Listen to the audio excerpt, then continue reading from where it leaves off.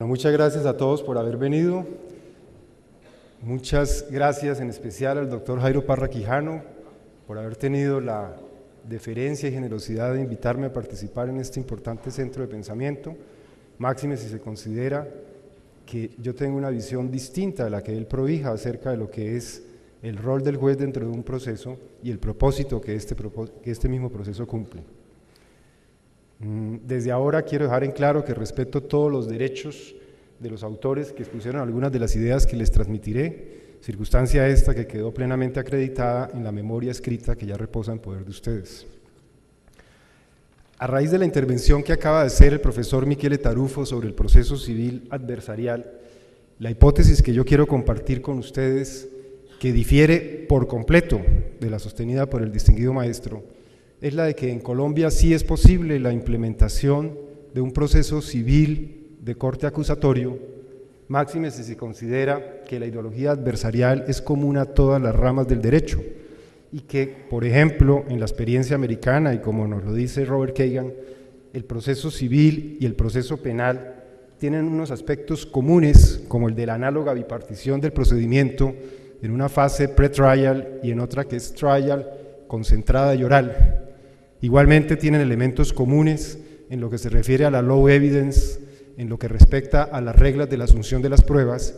y en lo que tiene que ver con los métodos empleados para interrogar a las partes, a los testigos y a los expertos. En consecuencia, y con el ánimo de defender esta postura, voy a escindir mi intervención en dos grandes acápites. Uno en el que me referiré a aspectos muy generales sobre lo que es la epistemología que regula lo atinente a las pruebas, el concepto de verdad y el propósito dentro de un proceso, sea este de corte civil adversarial o sea este de corte civil inquisitivo.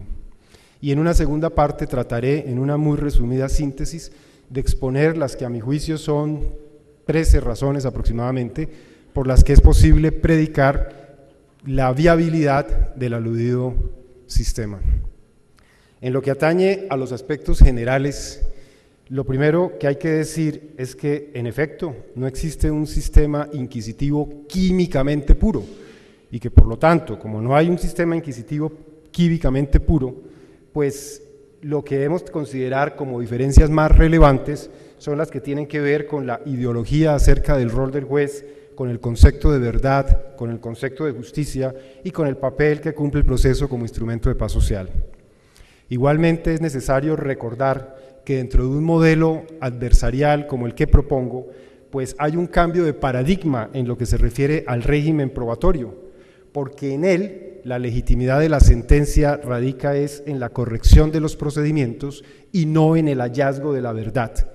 Desde ese punto de vista, los hechos con fundamento en los cuales el juzgador ha de adoptar su determinación no tienen la misma relevancia que desde la perspectiva inquisitiva. Y eso es así, en efecto, porque los adversary systems no están detrás de la consecución de la verdad a toda costa. Lo que los motiva a ellos, en una forma más modesta, pero a mi juicio mucho más aterrizada, es la resolución del conflicto. Por el contrario, en los sistemas inquisitivos, a ellos lo que los anima, y esa es la marcada tendencia que existe en Colombia en el Código de Procedimiento Civil, es una pretensión de verdad dura, totalizante, que los lleva a concebir el proceso no por categorías para comprender el mundo, desde lo estético, desde lo religioso, desde lo sociológico, sino desde un plano aristotélico o, para ser más exacto aún, tomista de adecuación de verdad, en la que el fin de la prueba no es otra que el de averiguar la verdad, pasando de un estado de incertidumbre a otro de certeza. En el modelo adversarial la epistemología varía, porque en este la verdad es el consenso que se tiene en torno a, y no, como en el inquisitivo, la adecuación del enunciado lingüístico con el mundo. En el modelo adversarial, el desafío de una parte a la versión de los hechos relevantes de la otra, y viceversa, culmina con una sentencia que contiene en sí misma la verdad. Por esa razón, en el contexto de la epistemología constructivista, que es la que informa lo adversarial, por oposición a la inquisitiva, que juega principalmente con el objetivismo crítico, la prueba tiene una finalidad persuasiva, lo que lleva a afirmar que la verdad no se predica respecto de los hechos, sino de los enunciados propuestos por las partes. En consecuencia, y como desde esta perspectiva es imposible hablar de certezas, entonces el estándar que se maneja en el modelo adversarial es simplemente el de la probabilidad prevalente. Hechas estas breves observaciones sobre aspectos generales, a continuación voy a exponer las 13 razones, como indiqué hace un momento, por las que a mi juicio sí es posible implementar el sistema adversarial para el proceso civil. Primera, si al decir del propio profesor Tarufo en su libro sobre el modelo adversarial en la experiencia americana, comillas, el único concepto exclusivamente típico del adversary system es el de la pasividad del juez en la búsqueda de las pruebas, cierro comillas, bastaría entonces, para poder implementar el modelo que hemos venido defendiendo, pues quitarle al juez lo que está consagrado en el Código de Procedimiento Civil como una facultad y que la jurisprudencia ha ido mutando en un deber, y ya por esa sola circunstancia se daría un primer paso para implementar de manera permanente dicho modelo. En efecto, habida cuenta de que no requerimos de una reforma constitucional para introducir el modelo de proceso adversarial en Colombia, como sí hubo necesidad de hacerla para el modelo acusatorio en el campo penal, y teniendo en cuenta que en el campo penal ya impera lo acusatorio, pues en lo que se refiere a aspectos civiles, bastaría, como lo indiqué hace un momento, derogar los artículos 179 y 180 del Estatuto Procesal que le permiten al juez decretar pruebas de oficio cuando las considere útiles para la verificación de los hechos relacionados con las alegaciones de las partes. Segundo, para el éxito de este novel sistema es indispensable variar el modelo epistemológico que en torno al concepto de verdad de antaño se viene manejando por parte de nuestros operadores judiciales, lo que implicaría igualmente abandonar la percepción de que un fallo judicial que no esté fundado en el hallazgo de la verdad histórica no es justo. De hecho, aun cuando en el esquema probatorio adversarial son las partes las dueñas y las que tienen el control de la aducción y de la presentación de las pruebas, y no obstante que en él no se busca o no se persigue la búsqueda denodada de la verdad histórica, aún así los sistemas anglosajones que lo han adoptado no solo no han colapsado en su aplicación, sino que tampoco tienen problemas de falta de legitimación de sus fallos por esa circunstancia. Tercero, contrario a lo que con ligereza se afirma por parte de sus detractores, en el modelo adversarial el juez no tiene una actitud pasiva, notarial o de mero árbitro, ni siquiera de fútbol. Todo lo contrario, en vista de que la epistemología que informa a un proceso como el que prodijo supone una discusión igualitaria entre las partes, de la cual surgirán los enunciados fácticos que servirán luego de fundamento a la decisión, lo que legitima en última la sentencia es el irrestricto respeto de los procedimientos empleados para arribar a ella y no necesariamente, como en lo inquisitivo, la consecución histórica de la verdad. En este orden de ideas, mal puede verse entonces al juez como alguien indiferente que con abulia observa el proceso desde la lejanía, ya que es él precisamente el encargado de controlar que se cumplan a cabalidad dichos procedimientos, por lo que su idoneidad y su majestuosidad no se resquebrajan y su actitud jamás podrá ser estimada como pasiva o neutral. Cuarto, nuestra actual constitución política no consagra un sistema inquisitivo de juzgamiento para los asuntos penales y con mayor razón tampoco lo hace para los que no tienen esa connotación. Si tuviéramos que averiguar cuál es el modelo de juzgamiento que informa nuestra Constitución, podríamos decir que este está integrado por la aplicación específica del diseño de los procedimientos en lo que a los derechos humanos se refiere, tal como se desprende quizá de los artículos 5 y 93 de la Carta.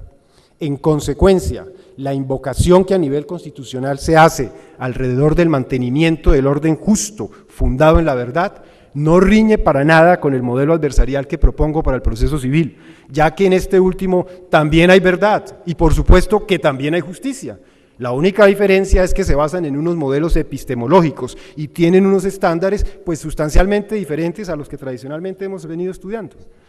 Quinto, no existe ningún modelo de juzgamiento en el que la obtención de la prueba sea el fin último.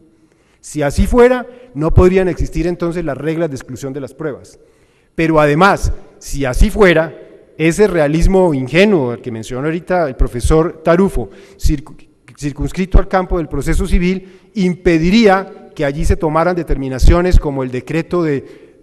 desistimientos tácitos o expresos, o las perenciones, o el proferimiento de sentencias de plano cuando el demandado no se opone, como ocurre en los procesos ejecutivos, o como se presenta igualmente en lo que tiene que ver con los de restitución de inmueble o los de entrega por el tradente al adquirente. Si el fin último del proceso fuera siempre la consecución de la verdad, porque un proceso que no o una sentencia que no se fundamente en la verdad no es justa, entonces este tipo de instituciones, como el que acabo de mencionar, no tendrían cabida. Y lo más extraño es que están precisamente concebidas en un código de procedimiento civil con una marcada tendencia inquisitiva. Sexto, para contribuir a garantizar la igualdad de las partes en un esquema adversarial, podría fortalecerse, la Defensoría Pública, acudiendo por vía de ejemplo a mecanismos como las que ya existen en el derecho anglosajón, en el que prestantes, abogados litigan en el campo civil como una manera de reducir a través de ese mecanismo los impuestos. Igualmente, en lo que concierne a las pruebas, bien podría pensarse en un sistema de costeo para ellas que les reduzcan sustancialmente las erogaciones que surgen de este aspecto y que les permitan tener acceso a pruebas como las de grafología o de ADN. De hecho, en el campo penal ya la Defensoría Pública ha venido implementando la creación de lo que ha denominado la Casa de la Prueba. Por supuesto que no tiene la misma infraestructura y logística que la que maneja la Fiscalía, ni la de los laboratorios del cuerpo técnico, pero sí es una manera de paliar las deficiencias que se puedan presentar sobre el particular. Séptimo, pese a que es claro que el juez tiene vedada la posibilidad de decretar pruebas de oficio en un sistema o en un modelo de juzgamiento civil adversarial, nada impide que, al igual que lo establecieron los ingleses con la reforma de 1998, él cuente, el juez me refiero, con una facultad instructiva en la que le indique a la parte, y más específicamente a su apoderado, cómo debe probarle un determinado hecho. Pero eso es una circunstancia distinta. No es que tenga la posibilidad de actuar oficiosamente en el campo probatorio, sino de guiar a los intervinientes procesales diciéndoles, si usted quiere que yo le tenga en cuenta ese hecho, me lo tendrá que acreditar de este específico modo. Octavo, como lo dijo la Corte Constitucional en la sentencia la sentencia C-396 de 2007, desde la perspectiva constitucional el proceso penal no se agota en la búsqueda de la verdad y por consiguiente la prohibición del decreto de pruebas y su práctica oficiosa ya hace parte de la estructura penal adoptada en nuestra Constitución, por lo que no es correcto ligar por sí solo el concepto de verdad con la búsqueda de oficio de aquella, y de ahí que, comillas, la pasividad probatoria del juez favorezca la igualdad de trato jurídico entre los sujetos procesales, cierro comillas. Noveno, si esos postulados que acabo de indicarles son ciertos para el campo penal, en donde los bienes jurídicamente tutelados tienen mayor trascendencia porque suelen estar vinculados con la vida, con la libertad, con la honra, con la administración de justicia, ¿cómo no va a ser posible aplicarlos también en el proceso civil, en donde lo que de ordinario se discuten son aspectos meramente patrimoniales, que por regla general no superan la esfera privada de los contendientes? Desde ese punto de vista me parece todo un derroche, toda esa carga de decisionismo judicial que se ampara para actuar de esa manera, en que consulta los más altos fines del Estado Social de Derecho. Décimo, en el modelo adversarial civil imperaría el concepto de verdad forense, que trata de reconstruir, a través de los medios de prueba, un hecho acontecido en el mundo natural cuya reproducción exacta es imposible. Por ese motivo, la verdad en este modelo se torna en algo meramente opinable o probable o limitado. Undécimo, en el proceso civil adversarial el juez no tiene por qué asumir unas políticas de vanguardia que no le corresponden y que están atribuidas a otras ramas del poder público. En ese modelo civil adversarial, el juez, como decisor jurisdiccional, no está llamado a inmiscuirse en una lucha para imponerle a los contendientes la particular visión de lo que él tiene acerca de lo que es la justicia, y a través de esa visión tratar de solucionar el desempleo, la pobreza o las desigualdades sociales. No, en el modelo que yo prohijo, la determinación del juez debe ser el resultado del respeto a ese método pacífico de debate llamado proceso, máxime si se tiene en cuenta que él es un identificador de los consensos básicos de la sociedad y no quien decide sobre la base de sus propias concepciones de la vida.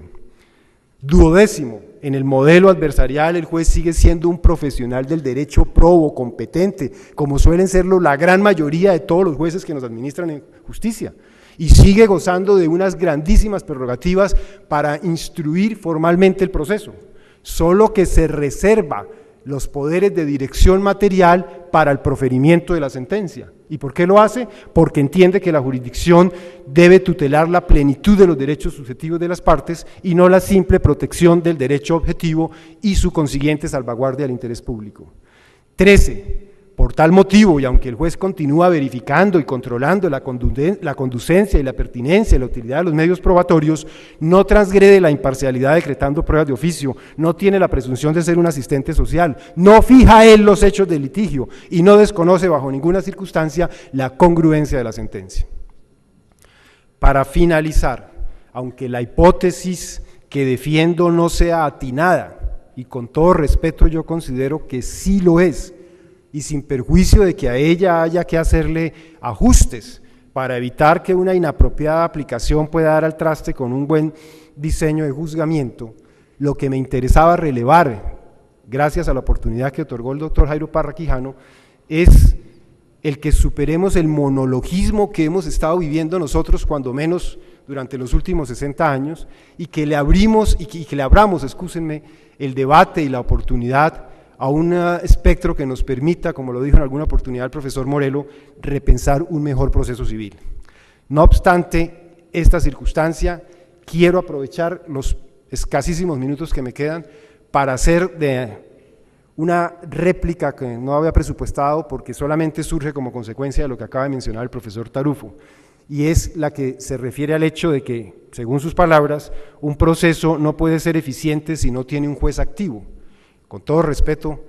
para la autoridad del maestro, si a eso fuera cierto, entonces nosotros no tendríamos absolutamente ningún problema de morosidad en la administración de justicia, porque si alguien es activo en Colombia son precisamente los jueces, porque el decreto de práctica oficiosa de pruebas, como lo dijo el profesor Parra Quijano en su obra sobre racionalidad e ideología de las pruebas de oficio, ingresó a nuestro torrente del ordenamiento jurídico desde el punto de vista laboral en 1948, hace 60 años, y ya estaba en el campo civil desde la ley 105 de 1931. Luego, ¿en qué queda entonces el argumento de que el proceso no puede ser eficiente si no tiene un juez activo, si nosotros ya tenemos de consagrado de antaño ese juez activo? Y el último punto, si dice el profesor Tarufo, a las partes la verdad no les interesa porque lo que ellas buscan es vencer. Por supuesto, no es que a las partes no les interese la verdad y que lo que ellas busquen sea vencer, desde luego que lo que ellas buscan es vencer, porque es que el proceso es por antonomasia eso, una lucha, un debate. De hecho, está consagrado como un cálculo estratégico del litigante el que él trate de sacar avante su posición valiéndose de todos los medios lícitos de que dispone. Si así no fuera, por ejemplo, el mismo Código de Procedimiento Civil, tan inquisitivo, no consagraría la regla del artículo 92, numeral tercero, cuando dice que al contestar la demanda, el demandado debe proponer las excepciones que quiera. Si eso fuera cierto, la posición esgrimida por el doctor Tarufo, entonces el Código conminaría a la parte demandada que en ese momento tuviera que postular absolutamente todos los medios de defensa, y sin embargo no es así. Muchísimas gracias, muy amables.